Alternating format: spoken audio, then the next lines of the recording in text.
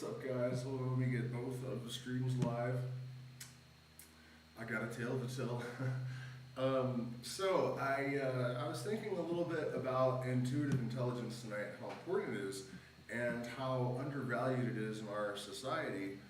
Partly because people that have not actually really done the work to develop it often claim to have it, or they may have an experience once or twice, and so they think they're psychic. And I think real psychic ability has as much to do with having knowledge of the real world and balancing these things. And it's not that intuition doesn't sometimes border on the supernatural, and in the case of the qero here, it may very well. There's pretty good evidence for it. I mean, their prophecy is pretty convincing, and it seems to be happening. So we'll get to that story, but basically I'm saying that, this is something that the only thing we can do is take better responsibility for our own development and balance our spiritual efforts with our intellectual, balance the pentagram, people. Okay, so the qero, case in point,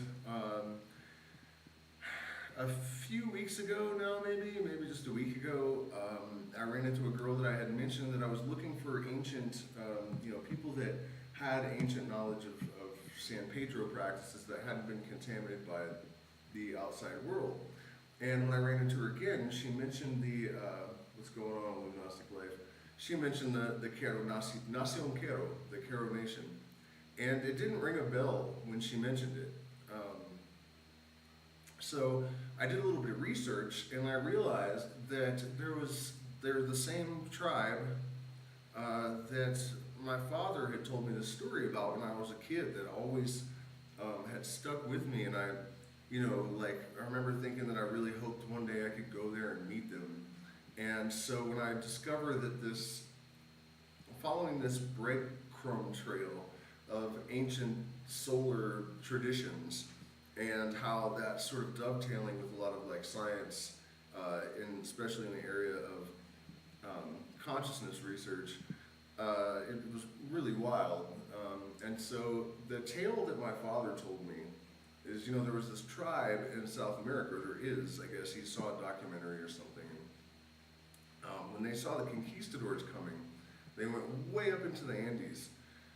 Because I guess they're shaman. I mean, they're not technically shaman. They're more like mystics, the paqos. But at any rate, when they saw the conquistadors coming, their spiritual leaders told them, let's go way up into the mountains and do not come down again until we see the signs that this prophecy is being fulfilled. And I don't think it's the same as the eagle and the condor prophecy, but they are connected. And the qero certainly are aware of this other prophecy that has to do with, and this is from the Incan times, by the way. So there was no people of the eagle in North America, unless they knew about the Native Americans up there. I guess that's possible, but that's what they were referencing. But basically, they went way up into the mountains, and until they started to see the signs of let me look at my notes and see exactly what those signs are. Okay, so first, underneath a monastery near Cusco in Peru, an earthquake had split the ground open, revealing an Incan temple of gold. It was gold everywhere. And that was one of the signs of the Mosak, which is their prophecy of the coming time, which is basically an end of the modern world and a reemergence of the old ways. It is a profoundly positive event, according to this prophecy. And so the qero are believed to be the last of the Incas, and there are about 600 of them, all above 14,000 feet. And so they made this prophecy 500 years ago that the Europeans and the white people would become too powerful, and they would go insane, and they would be on the edge of destroying the world. Roughly 1990 would have been the time. And so the earthquake fulfilled the first part, and then the rest of it was that the high mountain lagoons have dried up, which is something that's starting to happen. The condor would nearly have completely disappeared, which has also happened. And then the discovery of the Golden Temple.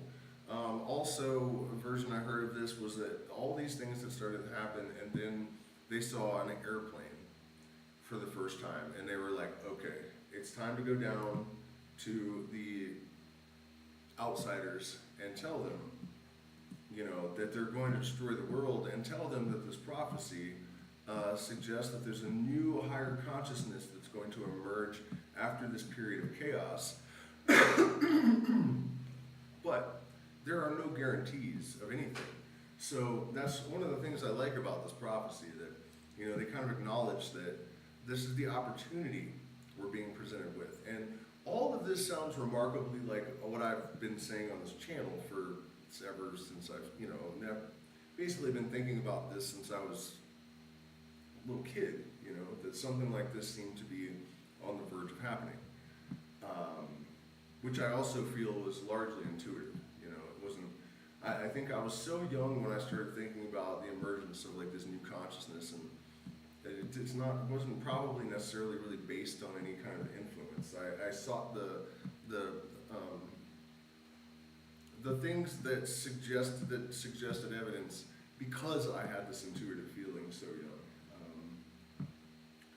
And so let's see what other relevant stuff there is here about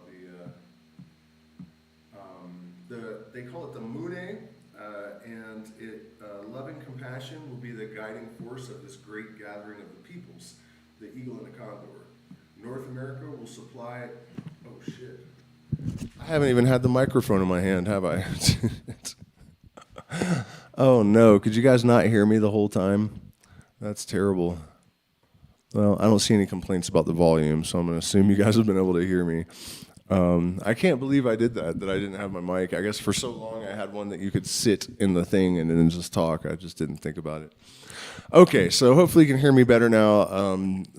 So I said that believe that the Mune, love and compassion, Munai, excuse me, Quechua pronunciation. I'm used to the Ecuadorian version.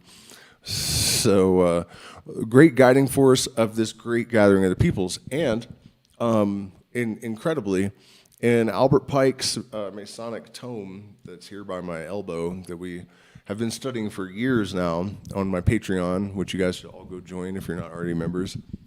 The guiding force of the great gathering of the people, love and compassion, he says that there is a revolution prepared for by the ages whose aim is to ameliorate mankind from despotism, slavery, religion, superstition, bigotry, and that the two great motors of this revolution will be love and truth. So it's, worded pretty similarly. And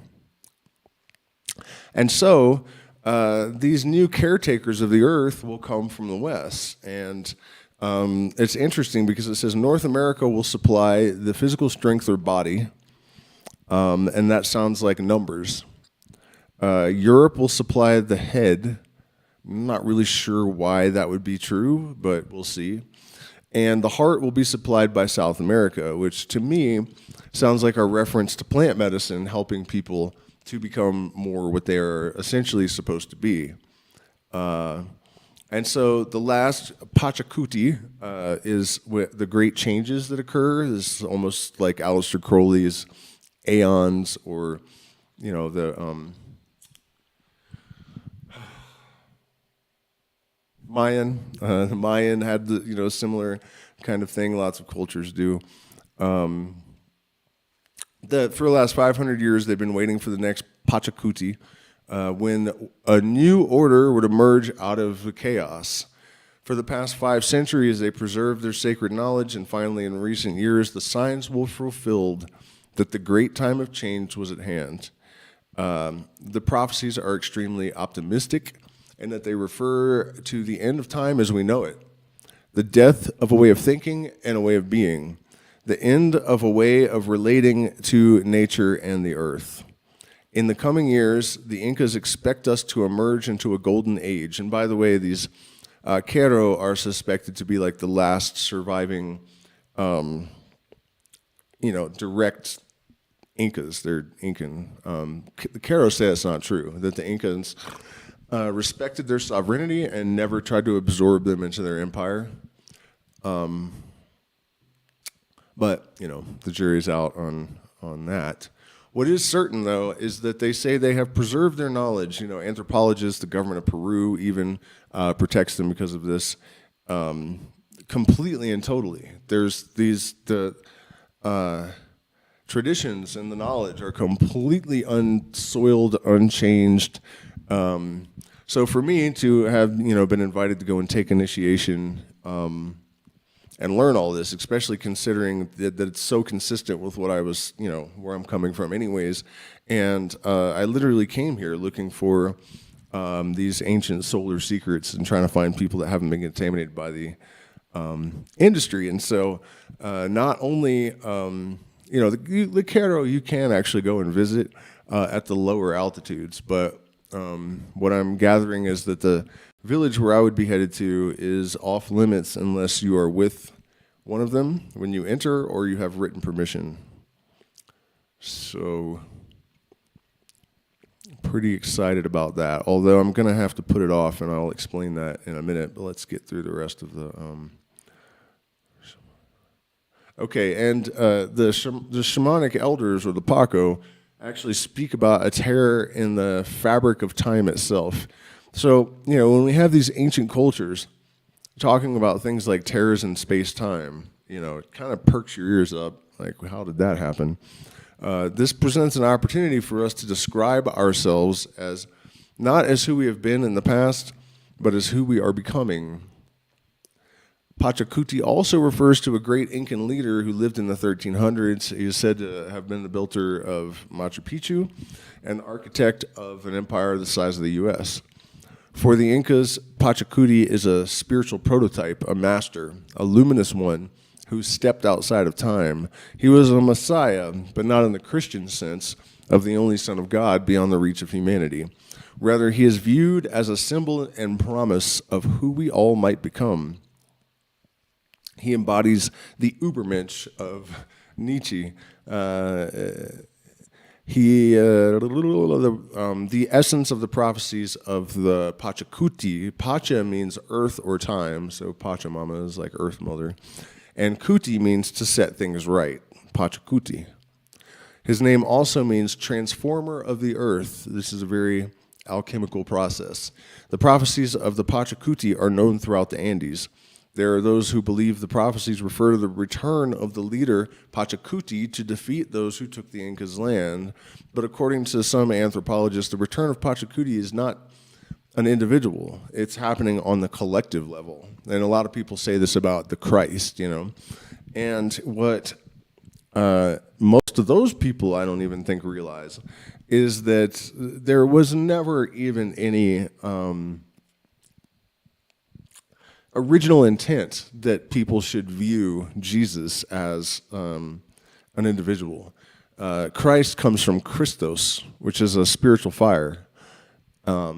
So that's absolutely true, that what's actually being described in the Bible is a relationship with light and the sun and our knowledge of where our consciousness comes from, and to create a dialogue with that in our hearts so that we can be purified by the fire of hell, the Helios, the sun.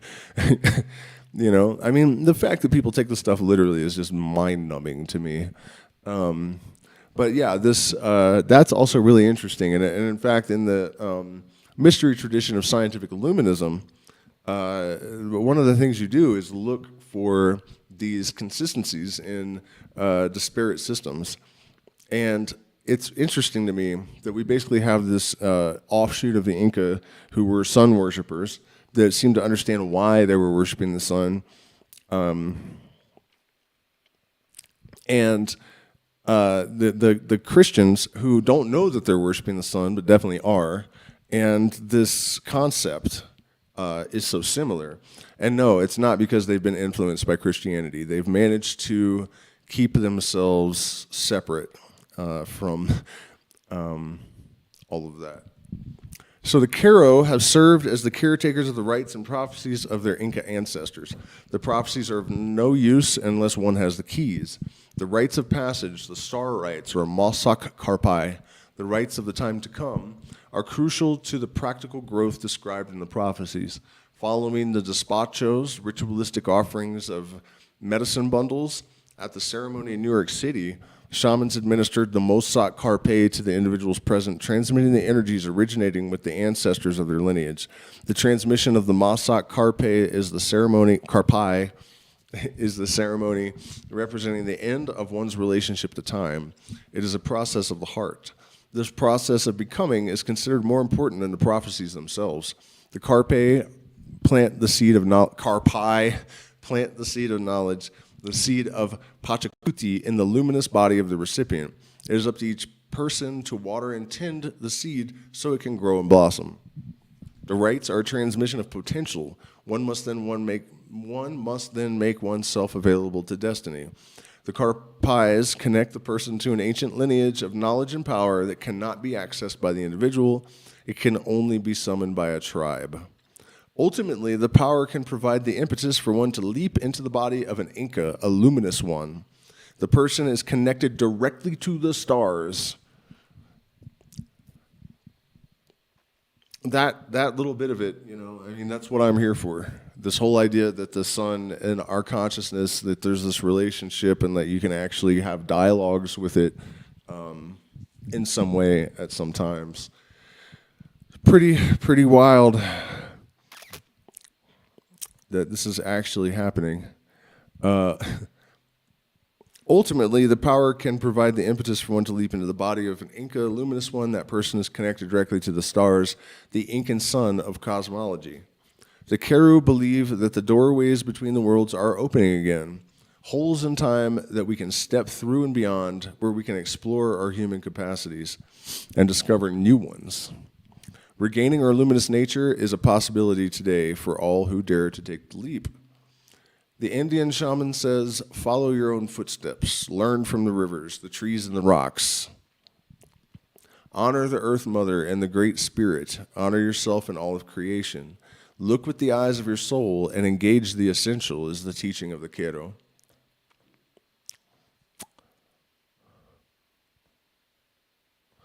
So, really interesting stuff. I feel like I skipped.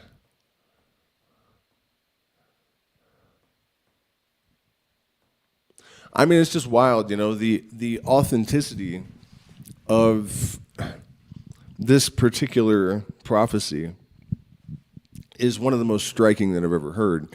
And if you consider that the prophecy of Thoth in the book of Asclepius, which Hancock erroneously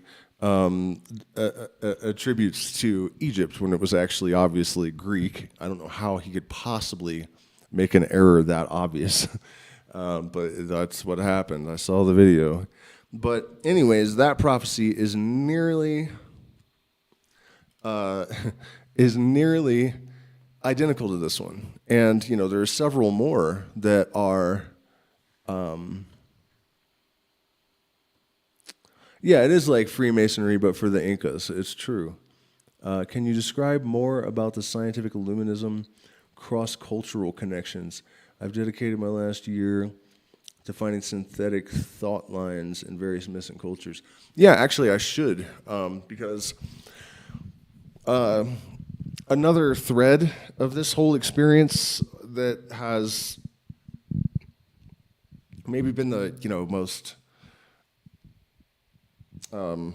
like Twilight Zone, Stranger Things kind of vibe of anything I've experienced, really. I had an experience where I apparently received information about celestial bodies in the Sirius star system. And about 10 days after that, there was a paper published that confirmed. And in order for me to have guessed that, I don't know any astrophysics, you know. Not only that, but this being that was presented to me during this trip, several people had seen it hovering around me. Three people that didn't even know each other. Only when I play guitar, which is interesting. But you know, previous to this ayahuasca experience, I had seen it in my vision, my mind's eye, like 10 years earlier, and then you know, these people kept mentioning this many years later, all in the space of like 1 week or 2 weeks maybe, and so. You know, I didn't put it together that it was this thing that I visualized, and then, you know, the ayahuasca Pachamama was like, remember this? And suddenly it was in front of me, and she explained all this stuff. And so, the Hopi have the blue star prophecy, right? The Freemasons have a blue star in the lodge that represents Sirius.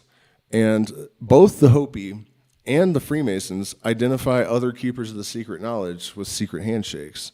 That is almost too much to like write off, you know. That's really just something else. But it gets weirder. Shortly after that, and let's not forget the Dogon in Africa that had star charts that we were only able to recently map out because of Hubble, among other things. And it's always serious. You know, why is it always serious? And then also I've discovered that the Kofan, who are a tribe in Ecuador, also claim to communicate with beings from Sirius when they drink ayahuasca. So, and then also the connection with the Eleusinian mysteries, which the Freemasonry and other mystery schools descend from. People think that they used ergot-based beer, but I think that that's probably not true for a couple of pretty compelling reasons. One being that experimentation with ergot would cause people to die terrible deaths. You get something like gangrene and kind of go insane, and your like limbs are rotting off as you're dying, and it just, you know, I don't see experimenting with that in the first place. So the fact that Freemasons still to this day are buried with leaves from DMT-containing acacia, and that acacia in Syrian rue, which would be nearly chemically identical to ayahuasca, are found in all of the places associated with the mystery lineage, the Middle East and Greece. So, you know, there is that connection as well, although it's kind of tentative. But it is certain, at the very least, that the mystery schools did employ psychedelics, as did these other groups that established this apparent telepathic link with Sirius. So, you know, there's a lot of that going on there, but I guess a little bit more specifically to address his question about the connection between sort of Incan cosmologies and belief systems and the connection with scientific illuminism. Scientific illuminism is definitely it's a process of mediating your metaphysical flights of fancy with scientific knowledge, basically. And doing this in such a way that they enhance and complement each other. And the result of it is that you see things as they are and not as you have been engineered to perceive them, or, you know what I mean? That's the overall basic protocol and mission of the whole thing. And so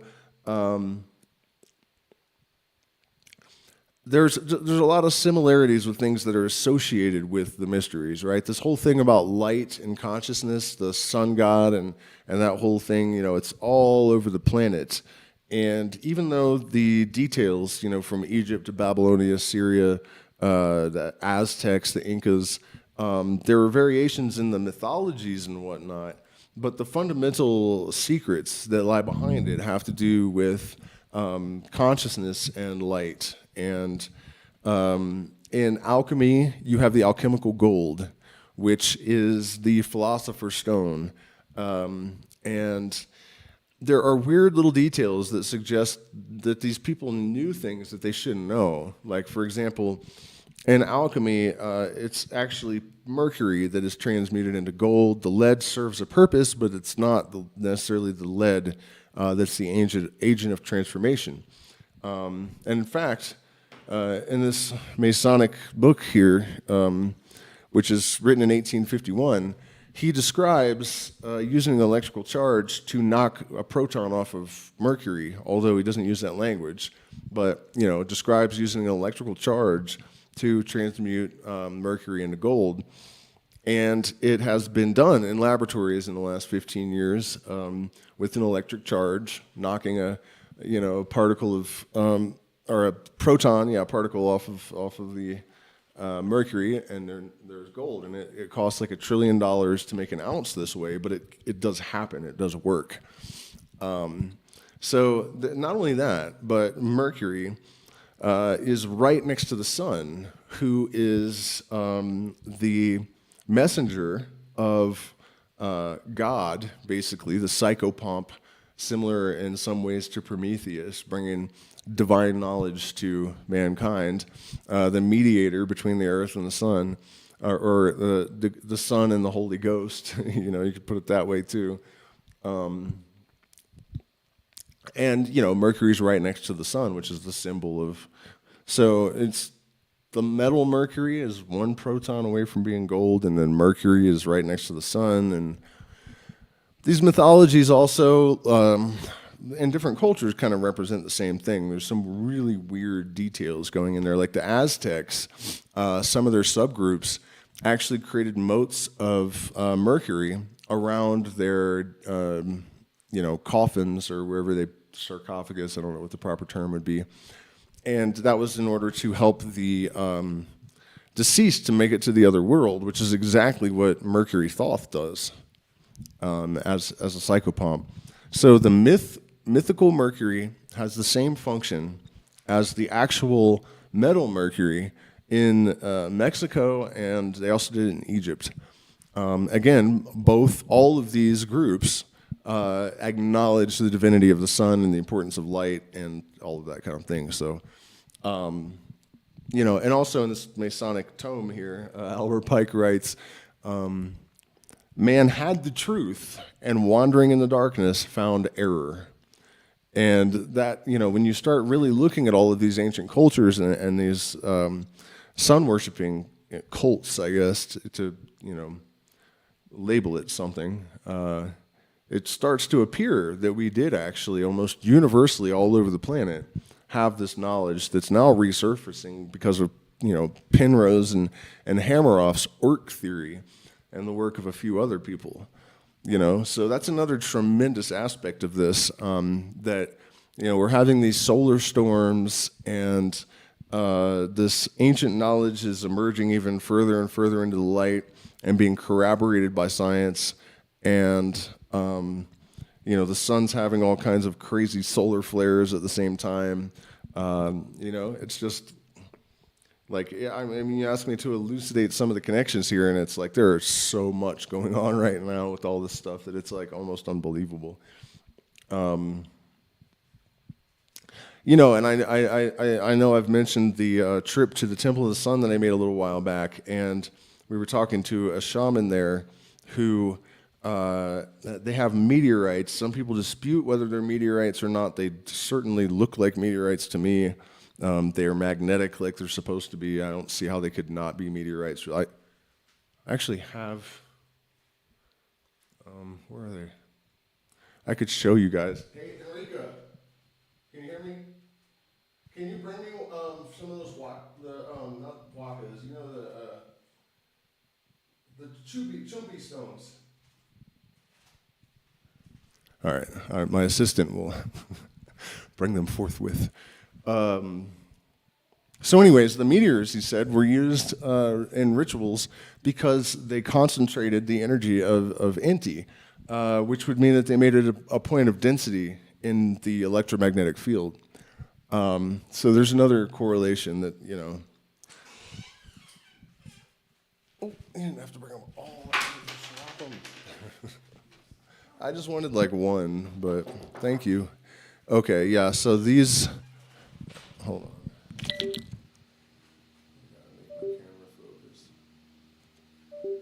And then they have different numbers of points on them. You know, and I mean, I was there thinking like, that when I first saw the meteors, I thought, I bet that's why they chose the spot. There's all of these, and then I looked into whether or not it's actually true that meteors can affect electromagnetic fields, and the answer is yes, in all kinds of ways that science can't even explain.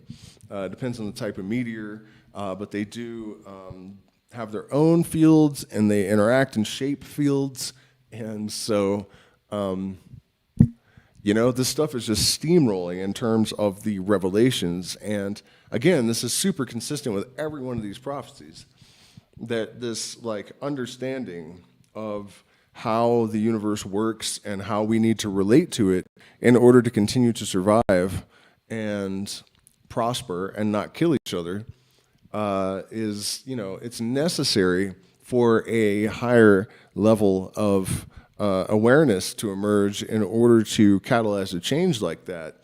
And the only way that I could see it happening is that the darkness of religion, superstition, all the fear of the unknown, these things were eradicated by this actual knowledge of how our consciousness works, where we come from, why we're here. I believe these questions are all not only answerable, but obvious if you haven't been subjected to indoctrination your whole life. And on top of all that, you know, there's an opinion amongst a lot of people that the emergence of modernity was a huge mistake. And I don't think that at all.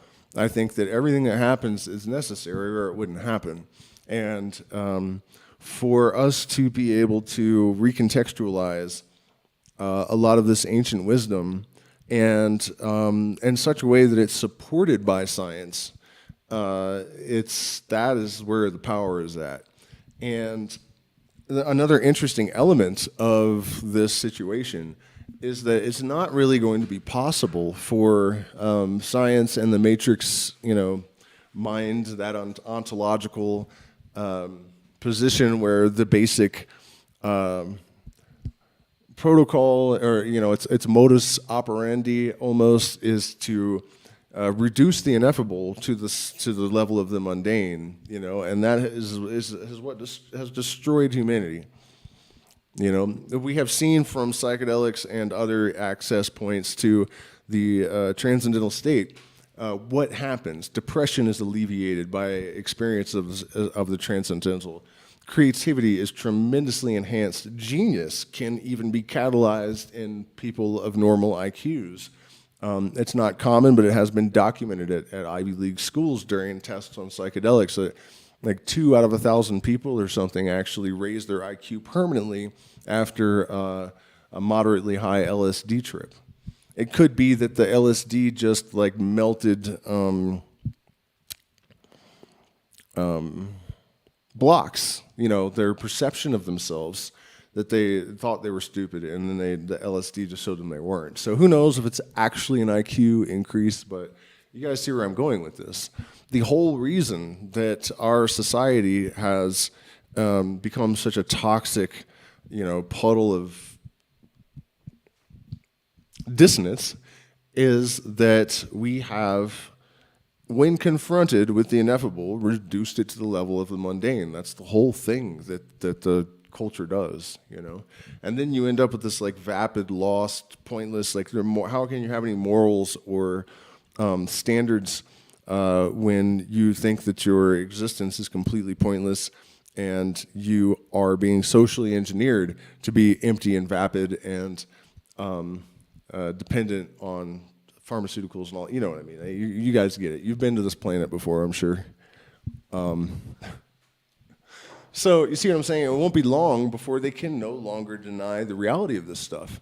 You know, I've experienced undeniable, indisputable telepathy on ayahuasca so many times with such absolute precision. You know, even psilocybin mushrooms, actually, one of the most impressive standout times, my girlfriend was a mile away, and I was going through something, and when she found me later, she knew that I was like, I didn't have my shirt, and I needed to get the keys, and she had the keys, and she knew I ran into this Burmese mountain dog, and a tear streamed down my face, and every single word of the conversation that went through my head, you know. So the point of this presentation is that, you know, these things do catalyze this kind of capacity of consciousness that our science has not been able to confirm. We do have the tools to confirm it. In fact, it was done in the 1963 by Gene Masters in Houston, two PhD medical doctors that were studying ayahuasca and other psychedelics. But the thing is, with all of these themes from all of these different prophecies, from all of these sun-worshipping, you know, ancient peoples, to converge like this, and it's obviously true. You know, it could be a coincidence, you know, and it's probably also true that every single time there is a major transition, actually it's not probably true, it absolutely has to be true, that there is a period of disorder and chaos, and then there is some new emergent thing. You know, the chaos creates the space and loosens up the cogs so that they can reconfigure themselves in a new way. It's just a physical necessity, you know, of the energy involved. So you could say that this is just as much from observation over thousands of years as it is any kind of precognition. I don't really see that it matters, because that's clearly the position we're in. And the fact that, you know, not only is the chaos here, but we have an awakening and an emergent consciousness that's obviously real, and scientific answers to questions that have plagued humanity that also are congruent with the ideas presented in these ancient systems. You know what I mean? This merger is real, and it's important. It's the most important thing that probably has ever happened to humanity, and we're in the middle of it. So do me a favor, hit the like button, share, subscribe, consider joining my Patreon, because I am demonetized. And so if you appreciate this content, my camera cut out? I can see it moving. Oh, it did, huh? Shit. Hold on, I can probably fix that. Oh, I know why it happened, actually.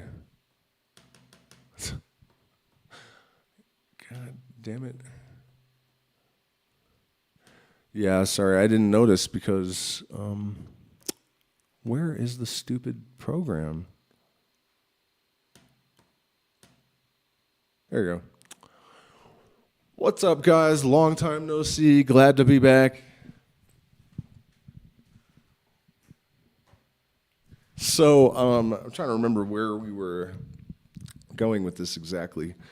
But yeah, basically, that was a very long-winded answer to this person's question about how these things converge. They do converge all over the place. And it's not so much that the methods of the mysteries and scientific illuminism are similar, except for the use of psychedelics and other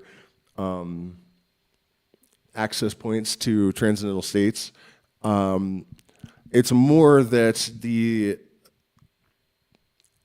ultimate conclusions that the adepts of these ancient Andean people and, you know, Egyptians and whoever else had this knowledge, they end up with the same conclusions basically about light, and gold becomes something important in a way that has nothing to do with money.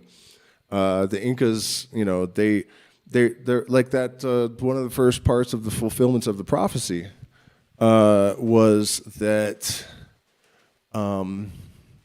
the earthquake opened up. There's caverns all underneath the Cusco, and there supposedly are still elongated skulls in there and gold and stuff. And some places are impossible to reach or very difficult. And when you walk along the sidewalks from the edge of the city, you can see where they've sealed up all the entrances, so you can't get in there. But every now and then there's an earthquake, and these caverns are miles long. And by the way, there's vitrified stone throughout the cavern system as much as a mile in. Vitrified stone, I think you have to heat to like 3,800 degrees Fahrenheit in order to cause it's a cellular change that transmutes the granite or clay or whatever it is into glass, basically. Gives it a glass surface. But how was this heat source generated a mile underground, But anyways, the temple was full of gold. That was one of the conditions or the description in the prophecy that this temple full of gold would be discovered, and that was one of the three main indicators that this Pachacudi had officially begun. And so what I'm getting at, though, is that the Inca had no monetary value for gold. You couldn't buy stuff with it. They just, because it was a symbol of divinity, they called it the sweat of Inti, which is the sun. And it's interesting because gold does come from stars. Most of the gold in the universe was created when two neutrino stars or super neutrino stars collide. And they're like so dense, they can be like 115 kilometers wide and weigh as much as 10 suns or something insane like that. A spoonful of it weighs as much as Kilimanjaro. And when they collide, gold just erupts everywhere, which is a really, really interesting thing when you consider that all of these cultures associated gold with stars. And, this whole thing of light and consciousness and the revelations, this has been one of my main pursuits since, I was 31 when I really started to understand, I think. And so 13 years, I guess, I've been looking into this thing of consciousness and the sun and how magnetism is, how that's important. It also it gives me an opportunity to kind of demonstrate how Hermetic thinking can reveal these kind of hidden details of the universe. Because if it's true that as these stones, the purpose of them, these meteorite stones, is to concentrate the field in order to create a dense point of the energy, and that's what gives something an organized or sophisticated form of consciousness, right? Our brains are loaded with magnetite, which absolutely makes sense, and if this is all correct. And then if you look up the definition of energy, there's all the scientific definition is the ability to do work. There's no substance that is energy. It's not like the physical identity of it, it's not a thing. It's just I heard one physicist describe it as a particle is really just a tendency or a function in the field. Like it just means something specific is happening there, but there's nothing really there doing it. So just as the smallest functioning thing that you can't necessarily say that it thinks, although some rudimentary consciousness has been detected in electrons because they know when they're being watched. And that is the whole thing about the observer effect and consciousness collapsing the wave and all that's new age malarkey that has never been confirmed. There are very few physicists that believe that, and the leading theory now is that it is related to consciousness, but it's because the collapse of the wave is what creates consciousness, which is pretty interesting because it suggests that consciousness is fundamental, And what was the other bit? Oh yeah, and then Penrose, who that's his contribution to this consciousness theory, or part of it. His partner Hammeroff is an anesthesiologist, and he recently showed that anesthetic gas shuts off consciousness at the level of the electron by reversing the spin of the electron. And I probably don't have to get into the implications of that, So anyways, there's a lot of evidence that that the field, and so getting off track. At the smallest level, a particle is a dense point. Like, it's sometimes described by physicists as if you took a blanket and then put a rubber band around it. It's a dense, bunched up little spot in the field with a function, and has even exhibited some fundamental level of awareness. So then on the next level, you have humans who create a point of density in the field with all of the magnetite in their brain. And then if this is all true, when you scale this up to something the size of the sun, then, logically, that would be, a star would be an extraordinarily dense point, and therefore, like, super conscious. That's so as above, so below, as above, so below. There's like 3 levels of it right there, where it's manifestations of the same thing in a slightly different format. And in Kabbalistic terms, you would say Keter is in Malkut, Malkut is in Keter, but after another fashion, which is wild, because Keter is light, basically, and it descends through the tree of life and crystallizes in matter after this process of development. And matter is light in a standing wave, and they definitely did not know that when they created the tree of life, which actually isn't Jewish. It's Babylonian, Syrian, those mysteries, at least that old. And then it returns, right? Just like when we die, we return to the source. According to a lot of people's beliefs, light does the same thing. And another example of as above, so below would be the fact that when you look at the macrocosm of light descending and crystallizing into matter and then reverting and returning, it suggests that that's what happens when we die. If this whole way of thinking is correct, and it increasingly seems certain that these adepts knew what they were talking about. Let me check the chat. Modernity. The modern era is what I meant to say there. All the entities that people see on DMT could be just aspects of your subconscious personified. I think that could be where people got this idea of higher dimensional entities. Yeah, yeah, I sure do. But there's no way of knowing really for certain. I saw a video of Dennis McKenna, Terrence McKenna's brother, talking about how he has seen no evidence that these things are anything but manifestations of Jungian archetypes in another format. However, I have been given information of very high degree of specificity on numerous occasions by these entities, and they've turned out to be true unfailingly. In fact, no DMT entity or ayahuasca spirit has ever told me to hurt myself or anything else, or anyone else, or do anything stupid, or told me anything that didn't turn out to be true, down to like certain person sending me a certain amount of money 5 minutes after the DMT entity tells me that, the phone beeps, and I had not asked. There were no distress signals. There was no reason for it. The person had never done it before. So I tend to think that they're not real, and they're also not real. They're not real in the way that the IRS is real.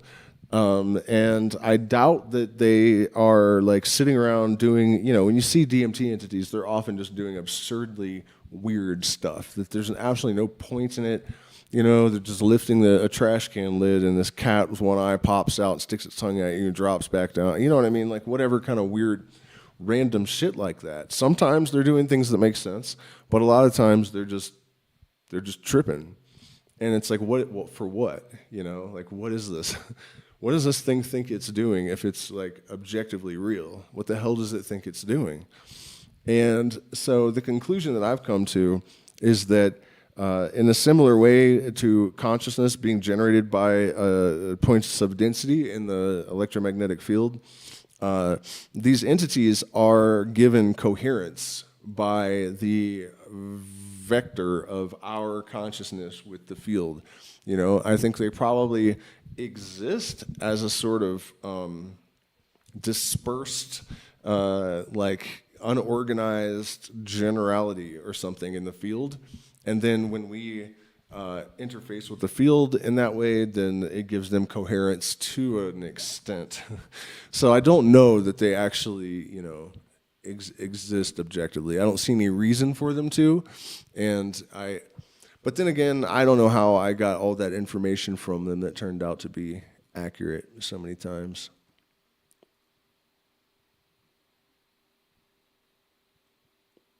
It's not about being the pinnacle of being. I mean, in the Nefer raft or whatever, I got nothing to do with it. It's not arrogant. It's just, you know, objective observation, and you're just asserting they're real. But there's absolutely no reason for you to make that assertion. There's no evidence that they're real. There's, you know, I mean, I'm not saying that they absolutely aren't, but that kind of thinking to me is extremely dangerous and destructive, where you just feel like you can assert something for no reason just because you think it's true. That's not how you come to truth and wisdom. It's not. In fact, that is far more arrogant than the people that are humble enough to be unsure about their beliefs. So I think that comment was actually completely ass backwards. Well, thank you, Empress. I actually have to go, though, because I promised my family we would finish watching Metallica's Some Kind of Monster. I don't know how we ended up on this, but we did. And so thank you guys so much for spending this time with me. I'm sure I'm trailing off without finishing an idea or something, but for that I apologize. And I never explained that I just don't have time right now to go see the qero. So because we have the retreat coming up, and the first person is coming here to work alone with me, so that's only like a few days, and then we're starting.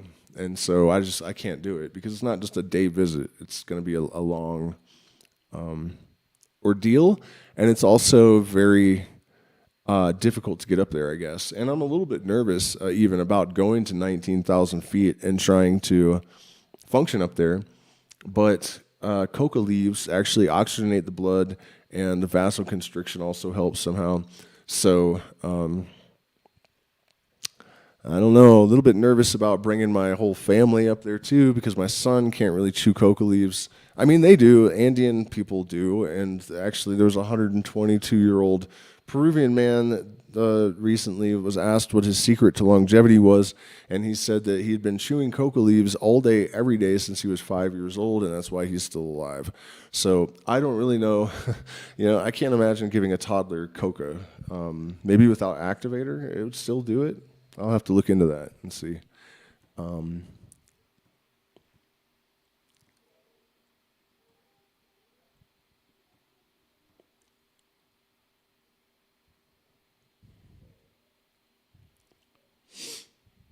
It's funny, I didn't even see that was a question already in the chat.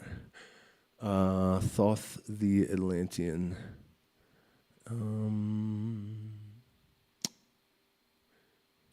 Okay, I'm just checking the chat just to see if... By the way, you guys, do hit the like button, share, subscribe, consider becoming a patron. My tendency to attack both presidential candidates, and I think the fact that I make it so obviously true that it's undeniable, the fact that it's all a farce and that there's a plan and that, elections are not real and these candidates are both conspiring, even though that seems... that's the whole point. It's always been that way. Anyways, the fact that I do such a good job of proving it, I think is really insulting to people. So it's cost me quite a few patrons, and that's fine because, you can't handle the truth. we don't need you in our community. That's not what this community is about. It's not about me trying to like get as much money as I can by catering to people's prejudice and political bullshit and whatever else. You know, I don't care really. I do care because I like to thrive. So long story short, consider becoming a patron, or there are options for PayPal, Zelle, and all that stuff in the chat. What can I do in my dreams to raise my consciousness? I have a lot of lucid dreams. Well, in case you're still in the chat, a couple of things that I can offer that are helpful for that. One is the Tattva concentration meditation, where you visualize, say, a red square with a blue circle inside, and you do not let the image flicker even. If it does, you start over with your count. And so the goal is to be able to hold an image firmly in the mind for like 30 seconds without it even flickering. You know, it's incredibly difficult. It's not until you try to pin the mind down that you find out how determined it is to escape your control. And then at night, you can do the normal, mindfulness meditation, breath, focusing on the breath. And that's helpful to maintain continuity of awareness through lucid dreams. And then also nuciferine, Blue Lotus, that can be extremely effective. Brumansia actually causes like prophetical lucid dreams. I've experienced it, but that's kind of dangerous. And I'm trying to think, plants. I made a whole video, two series of videos on lucid dreaming. So maybe go check those out. And it's the plants and meditation will aid you in those things. Another really great thing to do that all initiates of the Western mysteries in most schools are required to do is to keep a dream journal. Every day, the second you wake up, the first thing you do is write down. A lot of people do like all the relevant astrological information and all this stuff. But at least to record them immediately. And so what this creates is a dialogue with the subconscious, and becoming aware and conscious is really fundamentally a matter of increasing the level of control and dialogue you have with the subconscious mind. That's the whole game, really, is to be less of an automaton. And the dream journal helps with that. Not only does it help with that, but if you do have prophetical dreams, it will give you certainty and not faith. If you drink and dance all night with faith, you will awaken with a corpse in your arms. And if you drink and dance all night with doubt, you will find her a virgin in the morning. She makes a wonderful mistress, but a nagging wife. Point being that, you have the certainty when you look back through these dreams, and you'll see that there is a conceptual continuity that is running through all of this stuff, and you'll never pick up on it unless you document your dreams. And I think that this reiteration of this dialogue with your subconscious every morning, and it solidifies it, and it makes you more aware of it, and it draws these things up and out, and you do not become enlightened by imagining figures of light, but by summoning these shadows and confronting them or something. That's Jung said something like that. I'm definitely paraphrasing badly, but the psychedelic experience is similar but different by one people to another people, but still the description on entities is very similar. Yeah, well, the similarity of entities, I think, is something that people give too much credit to in terms of their validity, like whether they're real or not, objectively, because it doesn't mean anything, really. We all have minds. We all have the same, archetypal figures. And personally, for me, like mantises, for example, I don't really see how it is that a mantis being that has a predilection for taking the top of people's heads off and giving them brain surgery, for example, how that's like an archetype. You know, when Dennis McKenna said that he didn't see any evidence that it was anything but archetypes, I do not see how that is like a classical archetype, or how, you know, it's really odd. It's really, really odd. And he also said something that I know is not true in that video. He said that, you know, because my brother made this idea of self-transforming machine elves so prevalent in people's mind, now everyone sees them.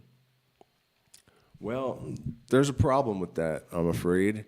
And the problem is that I once gave the first DMT experience to a girlfriend of mine, and when she came back, she was describing these like elf things with these Rubik's cubes made of light, and they were telling her like, look, this is how we make dimensions. And she had never read or heard of Terence McKenna, and she described that particular instance from his book exactly as he did.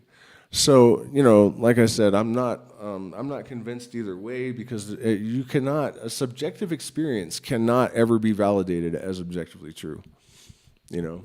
And I hate the faith-based religions with an absolute passion, and that kind of belief that you can just think stuff and that's okay, even if you have no way of really verifying this anything more than opinion, you know.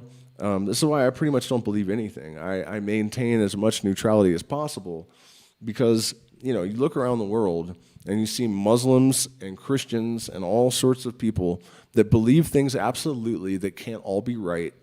And so, you know that to say I believe something just because I believe it is just complete arrogance and delusion. Like, faith is not actually a commendable attribute. It's a failure and a weakness, in my opinion. You know, you have to have a protocol for divining the truth, and it's far more involved and sophisticated than 99% of like modern mystics and spiritual seekers, New Agey people. The lack of respect for the office of the shaman and the mystic and the magician in our culture has led people to believe that they can just have a spiritual thought or drink ayahuasca once and suddenly they're a mystic. No, you're going to lose your mind. You're going to just become delusional. You know, you have to spend your entire lifetime learning about a multitude of different subjects and disciplines and train yourself in critical thinking. And all of these things that people have been taught to think are antithetical to spiritual development, because there are certain powers that would rather have you be a muddle-headed mystic with wind whistling between your ears than actually connect with the real power that comes from the proper approach to these things, which is almost entirely absent in our culture. It really is. And then also the fact that rather than going into these experiences with ayahuasca and indigenous people and learning their viewpoints and whatnot, so many people just feel it's like you're obligated out of respect to just accept their interpretations of the spirits and their cosmology and everything, and that's completely stupid. I'm not saying their beliefs are stupid. I'm saying for people from outside of the culture to do that is totally missing the point. It's completely and totally missing the point. Your culture actually does have value. Modern thinking is really important. Science is amazing, you know? And the integration of these worldviews is the job of someone who finds themselves blessed with the opportunity to participate in this syncretism, in the synthesis of new forms of knowledge. So it's really unfortunate from my point of view, at least, to see people there's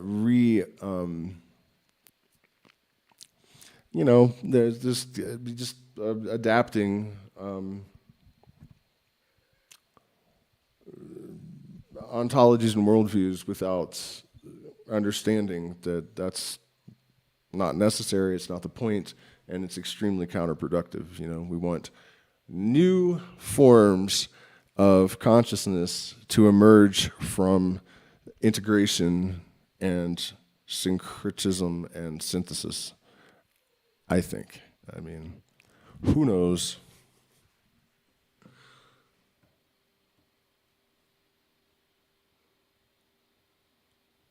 Well, thank you, Empress.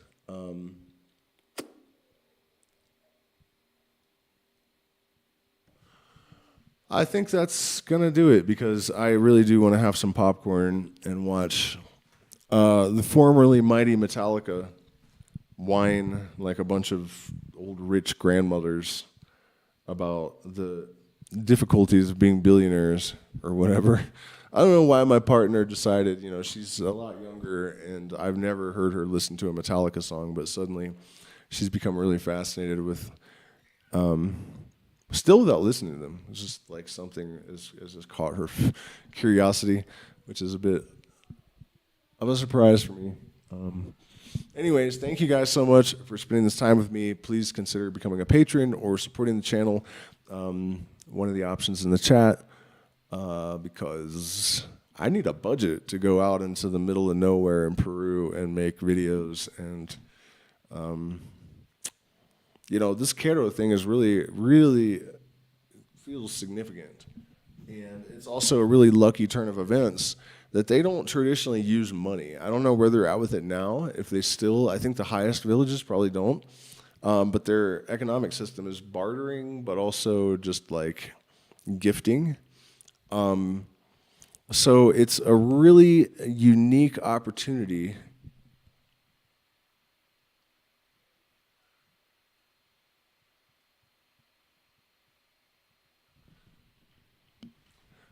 for me to continue putting this crazy puzzle together, you know, without, or to, I'm sorry, to interact with a shamanic tradition where there is no, or you know, ancient tradition where there is no profit motive to cloud and contaminate the interaction. So, increíble.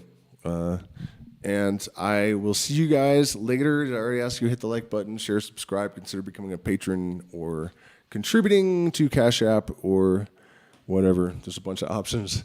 I will see you guys again probably on Saturday. For sure on Saturday, I am going to drink San Pedro again. I didn't follow through with it last time because I didn't drink enough. And the problem with San Pedro, you know, I'm working with a new cactus. Taking too much can be a huge mistake because it causes blackouts at really high doses. Sometimes, so you have to be careful, and it also takes so long to start working and it lasts so long. I can't afford to risk being awake overnight, you know. So I only have one shot, really. So I'll double down on Saturday, and part of the reason I'm doing it is the hopes that, you know, you have to get the dose exactly right, but it gives you an ability to focus with your full concentration on like 8 or 10 different windows. So I noticed this once when I actually drank too much before a gig. And not too much where I couldn't play, in fact, the opposite, but more than I intended. And I realized that I could focus entirely on improvising with my fret hand, experimenting with rhythm with my strumming hand, and I could focus on every nuance of my vibrato, pitch, like my mouth, you know what I mean? Every single, the breathing, like all of it equally in all these different windows. Like I could see it in my mind's eye. And, you know, it was remarkably useful to get that superpower from San Pedro. So I'm going to drink a good, strong dose and stream for probably a lot of hours. So if I don't see you tomorrow, I probably won't. I'll see you guys on Saturday. Tomorrow, I'm going to try to finish my reaction to Professor Dave reacting to Billy Carson. After this, actually, there's one more thing I have to say. And that is that for those of you that don't realize that Terrence Howard is a blithering idiot, there's nothing about it that is like innovative. He's not a misunderstood genius. He's actually gotten caught lying about his patents. They're all abandoned. Like, it's just, it really is the dumbest thing I've witnessed in my entire life. It really is, that people are thinking he's a genius. Not just dumb, but like frightening as well. Here's the thing. If he was right about a single part of it, a single thing, we would have technologies that we use every day that would not work. That's it. That's done. Dead in the water right there. That's it. Mathematical computations that would not work. Like, there are so many, there is proof that nothing he says makes any sense all around you every day. You know, and the fact that people don't know these things is a bit alarming to me, because if you just learn a little bit and you see how the things he's disputing are foundational elements of functional parts of our world, that if you changed any part of them, all of this shit would just collapse, you know, including things that do stuff that are dependent upon him being wrong. You know, it's not possible that he's a misunderstood genius. It's not. And it's a really simple way to understand it. It's really that simple. But then after dealing with that, I saw Billy Carson, who's kind of almost the opposite. He's not an insane, delusional egomaniac like Howard.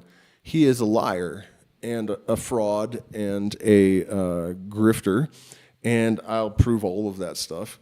But then I also found myself debunking the shit out of Professor Dave, because he apparently has not kept up with modern developments, like recent developments in science, and he's supposed to be the science guy. But he says a bunch of things that are patently wrong, like there's no field that can interact with our DNA and alter enzymes and proteins in a way that would, and yes, there is. Michael Levin has more than thoroughly proven it. How does he not know about this? It's not even that recent. And so the reason I haven't finished the video is that it's gotten so long from debunking Billy Carson and Professor Dave. It's just turning into this huge, huge project, but well worth it, because it really allows me to show simultaneously how much people are falling for these guys that don't actually study the things they talk about, like Carson, or they pretend not to know the answers to a lot of the questions that they pose, because it allows them to promote their dumbass theories, which are completely just, there's so many ways for me to show you how it's just none of it. It's embarrassing and sad, really. And it's really condescending to the fans of these people, because they're basically saying like that they know you're not going to check yourself.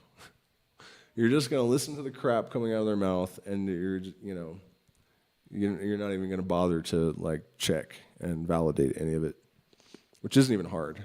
I mean, it's 1 minute, Google it, and you'll see. It's pretty bad. So at any rate, you guys, thank you so much for spending this time with me, and I will see you again on Sunday. I mean Saturday.